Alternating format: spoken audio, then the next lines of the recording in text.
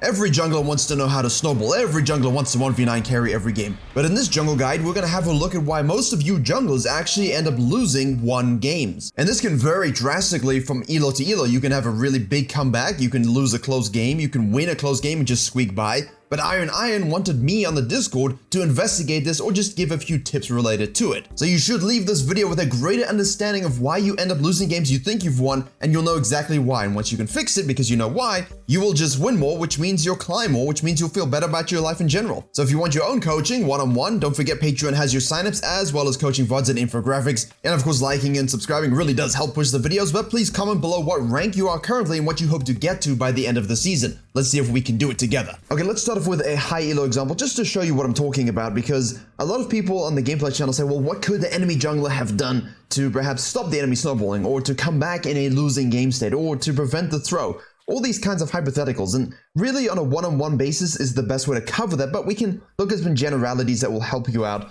And in theory, look at this game. We've got 1 dragon apiece, 4 towers apiece, pretty much damn equal on gold, and of course we're setting up for a dragon, okay? So essentially, what's going to happen is the blue team are going to look to try and break open this game, but we have the Zoe a little positioned on the left here, which means the red team is going to say, well, let's go for the fight. The Graves makes no hesitation in saying, we want this dragon 100% at this point in the game, specifically against that enemy team comp. So what I'm going to do is deny them that, use my ultimate for a bit of damage, sit in the back of the pit and finish it off. He doesn't care about what his team's doing. His team in the meantime are doing their best to kind of survive, and now he's going to clean up afterwards because he happens to be Graves. He knows his champion, he knows his power spike, he's watching while he's doing the dragon to see what spells are burned. We obviously would not. You got to use your F keys and pay attention to that, and they ace them. So let's look at it from the other perspective. The dragon spawns, yeah, and he doesn't turn to fight. Now, I'm not always in agreement with this. I think we should look to turn and fight first, just if we, especially if you know you have the lead. So in this case, there's no throw, right? The game is neutral. It's about straight up 5v5 mechanics, team fighting, using spells, and paying attention to what you're actually trying to do in the fight. See, Jhin opens up in the back line here, and no one protects him from the red team, right? There's no true protection of the Jhin, so he gets run down and absolutely killed, which gives Graves essentially the time to do the dragon and then clean up afterwards, because a lot of spells were wasted, on each team diving each other's back lines. Graves wasn't in it. He just used his ult for a bit of damage, and now he can take the dragon, finish them off, ace them, and run it down in the side lanes. Push the map, now he's got the lead, right? He's got the lead. But let's shift forward a little bit, a few minutes. They use that lead to now secure multiple barons. All the straight up stuff we talk about all the time. Oh, I have the lead, how can I push the map? I've covered that. I'll link videos to, that kind of stuff. How do you close out games properly? But from this case, it looks like a 1 game for the blue team, yes? It looks like an absolute 1 game. They've made another pick on the Rakan, which was something that led to the dragon take in the first part of this example. We're taking this tower. What do you think they should do right now? Ask yourselves this question, because this is where a lot of people lose games, even in Challenge. I've seen Canyon lose games with greed for structures. This is spawning within the minute. All right, you'll have the exact timer in game. You already have an inhib down. You've used that pressure to bust open the entire base. You currently have your whole team here minus the Zoe. So everyone's up. But let's have a look at the most important metric. In pocket, 1,600 cash monies, Graves has not spent. 1,000, Ezreal has not spent. The enemy team have no such lump sums. Only Jhin has about 828, which means even though you have a 5k, 6k, 10k gold lead, if you're all sitting on a lot of money, a lot of gold in your pockets you haven't spent, that lead isn't as big as you think. And in this case, obviously, it's not that drastic. This is really minimal overall. It still is a bit greedy to go for a second inhib when you don't really need to depressurize the map that much. It's already pushed into their base. You can take this and perhaps get out, but Nautilus goes in, gets chumped. Graves is making the right play here. You see, Graves is making the right play. The rest of his team are not. They are not. They went in, they didn't pay attention to it, and Graves is like, guys, what are we doing? Inhib and out because we need to reset for the Baron. And now everyone's being caught up because of that engage. Now, this isn't on the jungler, but you might be the jungler or the play in this situation that does that goes way too ham. Look at the timers, look who's up, everyone's available. What do we want to do next? Baron. So what happens is, because this team makes that play, Graves is going, well, all right, I'm going to disengage. And he makes the right play. If you don't follow them into the abyss of doom and idiocy, most likely you'll be in a good position to capitalize and still hold some kind of lead over the enemy team. But unfortunately, Graves has no such patience. Sometimes you really do have to hold the Baron. Give up the Baron, excuse me. You can try steal it. I do like to try and steal it, but what if you die? If you die, will you be able to hold out. In this situation, he's going to go try and get some kills as much as he can here. Nautilus shows up, but he's dead now. He's taken himself out of the equation. So definitely in these cases, simply fall back, take your camps, get whatever gold you can, finish your fight on itemization. If the steal or whatever the contest is will result in your death, which means your team are left alone, that's going to cause a problem, especially if you're the main carry force with, you know, a 1-8, 1-9, and 7 ADC and a 2-4 and 5 Vladimir. Okay? This is 100% a Graves 1v9 game, and basically you're saying, well, what could he have done? Don't go and die. Keep yourself alive. This was a great decision. See it through. Yeah, your team throws a Baron, but you can hold out, take a whole bunch of stuff, still push this up a little bit. You can depressurize the map in a way that you are not taken off of. Now from this, it's straight up going to have to be a team fight, you know, and the gold lead, as you can see, now they have the gold lead, and all they need to do is trap and use that Baron pressure. Again, Graves, why are we walking in here? You see, this is where it happens, okay? The inhib give up was great. We should have just given up the Baron. We have to give up Barons sometimes. We have to give up Dragons sometimes, especially when there's no way we're going to get to the back of the pit and steal. Here, if you know they're moving in and they have the Baron buff, do not under any circumstances go in to don't be in this situation. If you're in this situation and you lose, and you're going to see some clips now, if you're Kai'Sa jungle, it's not me, I swear it's not me, who goes in and just goes too deep and dies, well, you know, I'm the carry, lost the game with that. You know, it does happen, we all do it. But these one games get lost because we don't have the discipline. And as we watch it play through, Rakan goes in, we get trumped, we're dead, that's it. Carry force out of the picture, they open up, they chase you down, there's nothing you can do, your team is absolutely useless without you.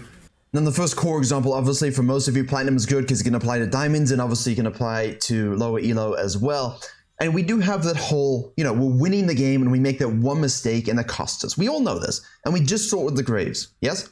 One mistake, no patience, no restraint, gets a little frustrated at his team running it in. And obviously with both of those mistakes, he ended up losing the game, dying at the Baron and then face checking and dying in the red side jungle where we know they were. It doesn't matter how useless your team was, that's where you lose the game, okay? That's that one mistake. However, we also have in most elos, as we're now going to be watching with the Shyvana, we have the Glacial throw through repeated mistakes, and that causes a map distortion, which sounds ridiculous when you know, I'm just trying to label things in a good way, but look at this. Our team gets caught out here, we decide to go in to try and save them, but we don't have numbers because Jinx and Lulu aren't in a position, and therefore, an equal game is going to result in our death. Which means now your Jinx and Lulu are trying to clean up from the backside, which is fine. Zed, he's about to escape, but he gets hit. No, he doesn't. He survives. Lulu ultimate. Another Jinx is chasing down, and you had no impact in this fight, yeah. And the problem is, as you can see, they have a Maestro Yi, which is not the champion you want to be giving kills to.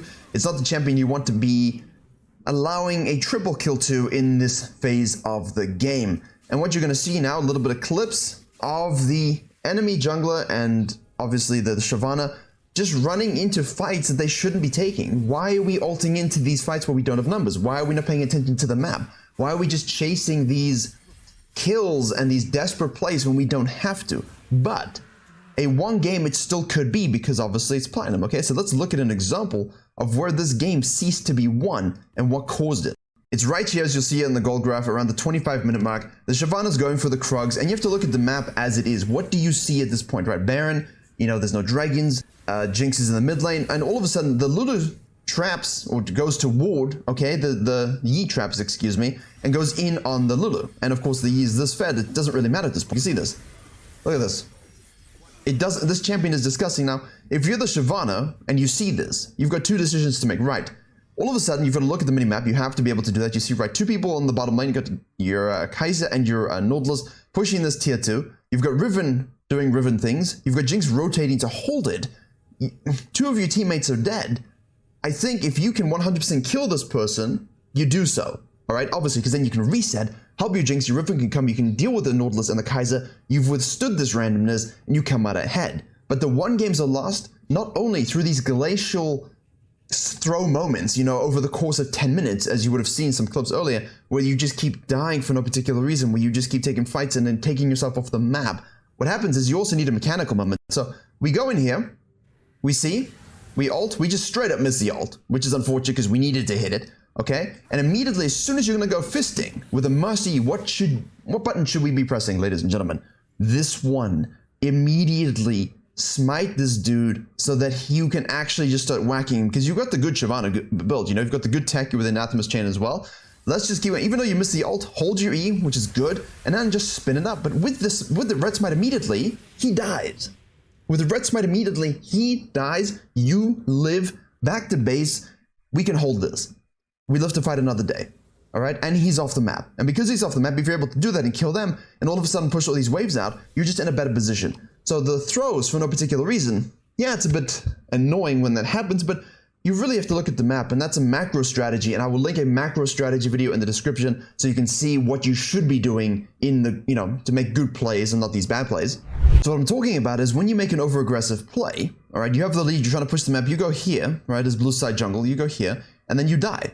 You get caught out, right? So it's in the mid game, you're 15 to 20 to 25 maybe. You just try to make a play, and you know, you've already taken these are off the map, okay, you're pushing, you've got a good lead, you know, 5 to 10k. It doesn't really matter what your lead is. Okay, that says 5 to 10k, by the way. Writing with this is weird. But what happens when you're off the map now? You're gone. So the enemy team now has the ability to decompress the map, push it out, regain control of the jungle, and potentially even the rivers, okay? However, what should your team do once you've made this one mistake? You know, the first example, the Zed made one mistake, or the Graves made one mistake, excuse me. The Shyvana made multiple mistakes. What keeps happening is your back time is in the ability for your team to exist at the same time no longer is reality, because you're dead. You're in base. Okay? And your team should potentially just do what they can to withstand the enemy's 5v4 advantage. Farm their camps, or your camps in this case, but you don't deserve them because you threw. Warding, clearing vision.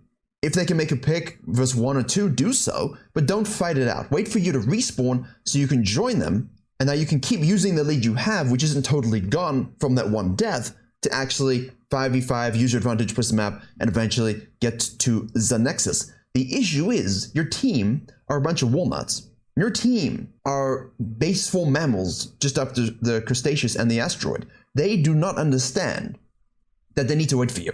All right? They don't know that they need to wait for you. So what they're going to do is go for a fight in the mid lane. All of them.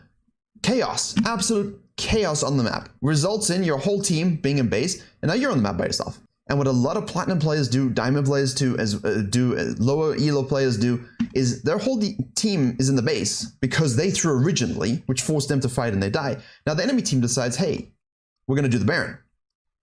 Much like the first example. And what happens is you decide, yeah, I'm a boss, I'm a steal. So if you can steal it, great. Now I do like to steal these, but I only really like to go for them if I know I can get out, or if my team are alive, so if I steal it, we can benefit. Otherwise, I just would like to decompress the map as much as I can, push this up a little bit, push this up a little bit, push this up a little bit, you know, pick one, you can't do all three. You know, maybe do some counter jungling here, set up for the next dragon potentially with some wards, you know, give this up. But they go for the steal, maybe they get it, maybe they don't, but they die. So what happens again? All of a sudden, your team are out of base, but you're in base and you're dead. So the pattern repeats itself. Now they have 5, and you have 4, and you're dead. So who wins this in a straight out fight? Well, they do, normally. And if there's no one else on your team that can carry, you've put yourself in this position by your original throw. And you keep repeating the process like the Shyvana. You keep taking fights that are not good, you keep taking yourself off the map, and it keeps allowing the enemy team to split push, to get farm, to not be punished for the fact that they're behind because you're dead, or because your back timing is distorted from your team. Again, what you should have done is waited for your whole team to join, so now you guys can be 5 again, and continue on with whatever macro strategy you were using, whether it was a 1-3-1, whether it was a 0-4-1, whether you know, just group up as 5 and shove this in here for the soul, for the Elder Dragon, whatnot. It doesn't really matter what macro strategy you're using as a leader of the map, as the Fed jungler, or Fed anyone for that matter. The issue is you keep putting yourself in a position to die without your team. And a lot of people here will just try and assassinate someone. And maybe they get 1, maybe they get 2, you know, especially a Rengar player, but their team are in base. And if you die here, it doesn't matter that your team has 4 and they have 3.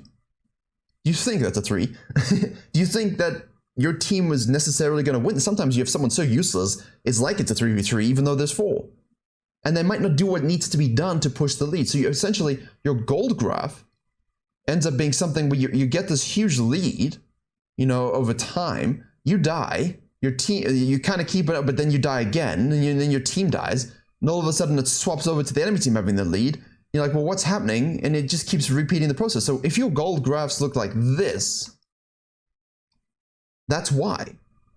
Okay, because you're removing yourself from the equation. So you need to have a little bit of patience, wait for your team to respawn, regroup, explain to them what you want to do, especially if you're fed and you're the leader, and reduce those mistakes, those slow mistakes that you keep doing over and over and over again that removes you from the map, from the good macro play, in order to focus objectives. Kill conversion ratio is what we want. We also have this final example of some gameplay. I'm just going to speed run it through from a really wonderful person who's a Garen jungle main, loves playing Garen, and we've tried to focus on a play style that would suit him and allow him to get himself to gold and beyond. But we did fix the early game, and he had really good leads and substantial impact in both of the games we looked at in coaching this week. But the issue was, as you can see, he focused way too much on the bottom side of the map, not on the top side of the map. He didn't use his advantage to have any sort of tower pressure, any sort of objective pressure. He just kind of sat in bushes, he stopped farming, he stopped doing all the things that got him the lead in the first place. And that's the final way that people throw leads in the majority of the games that they play. They just have a fidget spinner tunnel vision gameplay on one aspect. They don't focus on the total game plan needed to end through macro strategy. They just kind of run around looking to make kill plays, chase people away, and you give up Barons that way, you give up Dragons that way, and of course, the result is you are distorted from your team's back timers just like if you were dying. And if you do die, the same thing does happen. And that's very interesting to think about. In your games, if you're getting good leads and throwing, a lot of the times because you're making that one mistake, but then you're just compounding it by doing it again and again, and you're not paying attention to where your team are, where the enemy team is, and what you actually need to do to regroup. And sometimes it requires you to have that patience and not expect your team to, because they won't. You want to be the carry, you have to have it, not them. Right, there you have it, just a little bit of a general breakdown with a couple specific examples. Depending on your champion, depending on how you play the game, depending on your role, all of these can have different meanings. So one-on-one coaching is technically the best, but hopefully this provides you a decent outline of what you can look for. If you are looking to dominate the new meta since 12.10 for the rest of Season 12, the video in the top right box will explain exactly how to do that. But if you want a total jungle carry guide and you never want to have to worry about throwing games because you're just such a Chad jungler, click the video in the box on the bottom left.